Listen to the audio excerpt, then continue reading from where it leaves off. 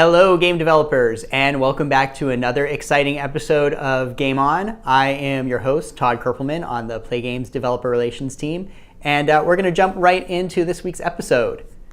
So, you know how last week we had two presentations and we didn't really have any news and updates? Well, this time around, we're doing the reverse. We don't have any presentations, but it's all news and updates. It's our exciting news and updates episode, and let's just get right to it. So first, we're going to start by talking about game services statistics. We've just started introducing some basic game services stats into the Google Play Developer Console. You can see an example here. We're looking at a couple of sample games that we have available. On this front page here, you can see the number of people who have signed into your game using Play Game Services. You'll notice, don't get confused by the column header players. That's a little misleading. This isn't people who are playing your game, but players who have signed into game services with your game. The actual number of people playing your game is probably going to be larger than this. Also, if you go into your achievement screen within game services, you will now see a percentage complete stat. These are the number of players who have signed in who have earned this achievement. So this is a really good way to look and see if there are any achievements that are too difficult to get. So we're looking at Bruno's sample game here, Firewall Defense, and you can see that there are a number of achievements where the percent complete is basically 0. And so he's probably made those achievements too hard. This is a common trap for all you game developers. You play your game for weeks on end, you understand how it works inside and out, and achievements that seem really easy for you to get are very difficult for your average player. So this is a good way to go back and just kind of sanity check your assumptions and see if those achievements really are as easy or as difficult as you thought they were. In addition, you will now be able to see the number of unique players who have submitted a score to each of your leaderboards. And this is useful if, say, you have different leaderboards for different levels. You suddenly have an idea of how many people have completed each one of your different levels, because obviously you can see the number of score completions for each one of those. So I know that by themselves, these stats are, they're interesting, but they might be data that you already have if you're using any kind of third-party analytics tool already. But I think maybe the interesting point here is that we have all the plumbing now attached so that we can get data from the Play Game Services down to the developer console and up to you, the game developer. So what we have here is a pretty nice start, and more importantly, we have a nice foundation for us to start showing you a lot more interesting statistics regarding game services. So now we've got kind of all the plumbing hooked up and we've got a few basic things in there, expect to see some more stats from us in the future. And so, I don't know, I think this is kind of cool. Hopefully you do too.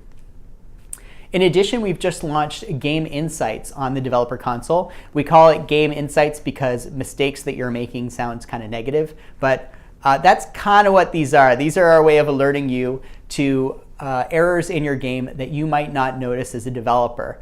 One of the most important being that your game has exceeded the rate limit.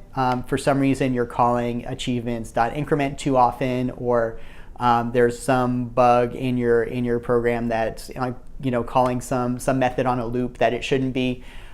In the past, these are very hard for you to detect, right? You have to kind of look for status codes being returned from your client and maybe log those somewhere or something. If this is happening in the wild, it's very hard for you as a developer to know what's going on.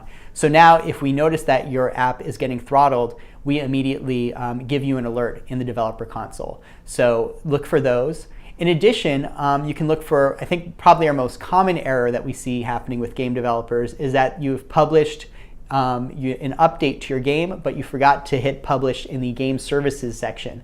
What that means is that you've got games out there that are trying to, for instance, complete an achievement or submit scores to a leaderboard, and your game services are not published, and the system says, oh wait, I don't want to make these available yet, and it rejects those calls. What I think is actually particularly tricky about this particular error is that game services will allow calls from anybody who is on the tester list, which probably includes you, the game developer. So you might have people saying, hey, I can't earn this achievement, what's wrong? And you try it out and you say, it looks fine to me. That's because you're on the tester list, you're able to submit or complete achievements to non-published achievements and leaderboards, and normal players cannot. And so this error does get does happen a lot, and a lot of developers miss this. And so now we surface this as well on the developer console if this happens to you. And there's a third error, a little less common, but there are times when your game tries to unlock an achievement or submit a score to a leaderboard and the ID is incorrect. And again, that's probably something where you would get back an error in the client, but it's a little hard for that error to get sent to you, the developer, or at least it was in the past. Now, when we notice this is happening a lot, we will alert you and you'll start to see, oh, okay, my application apparently is trying to unlock this achievement that doesn't exist. Maybe I did a copy and paste error or something. You can start looking into that. So go to, be sure to go and visit the developer console, look for these alerts. They will come in very handy.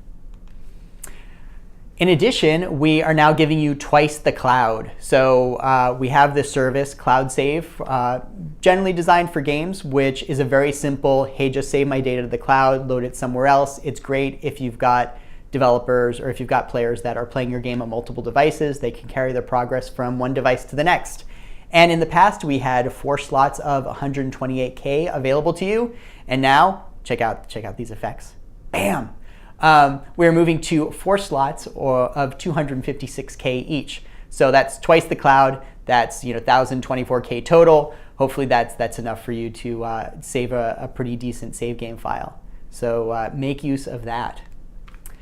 And finally, there is a new Google Plus iOS SDK. This is not specifically related to game services. This is related to anything you would want to do with Google Plus. So you non-game developers as well, if you're looking to share anything on Google Plus, this is relevant to you too.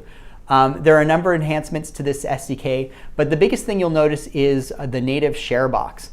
It used to be that if you wanted to share something from a game or an application to Google Plus, you had to basically switch out of your app or your game and over into a browser, mobile Safari, something like that, so that you could share on Google Plus. And it wasn't a great experience, right? I mean, you left your app to go into a browser so that you could post this thing.